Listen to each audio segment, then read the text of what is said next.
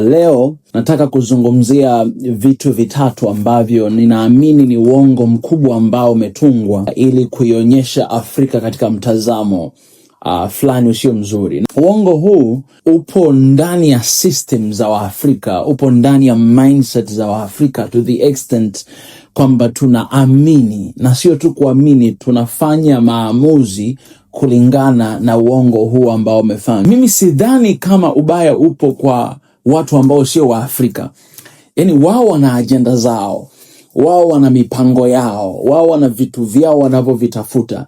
Hata mimi Mwafrika nina vitu vyangu ninavyovitafuta. Sioni kama ni ubaya. Sitegemei kukaa hapa na kuwaza kwamba Marekani au Uingereza wataniwazia mimi mema au Asia wananiwazia mimi mema. Yaani kuwaza tu hivyo tayari ni colonized mentality ambayo inabidi ifunguliwe na tuwe free kutoka katika hiyo. Japokuwa najua wako wanao niwazia mema na wako wanao niwazia mabaya, lakini si wawazi hao kwa sababu they have nothing to do with me. What I'm focusing on ni kwenye mindset yangu mimi. Ni nini ninajiwazia, ni nini najifikiria, ni nini ninakiona juu yangu na future yangu.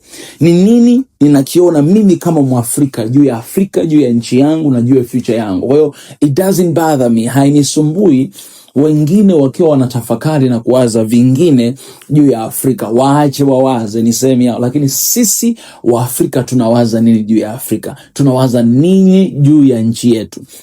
I call them the big three fat lies about Africa. Concern yangu ni kwamba huu ni uongo ambao hata sisi tunafahamu kwamba ni uongo. Hata wale walio na nafasi Afrika wanajua kwamba huu ni uongo, si ukweli, kwa sababu hakuna mtu anayejua Afrika zaidi ya viongozi tulionao.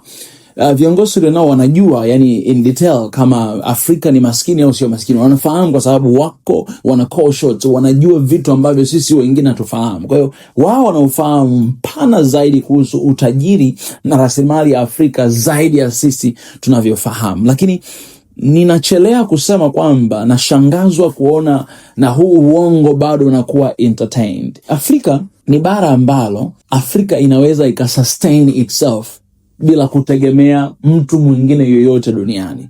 Ni Afrika pekee.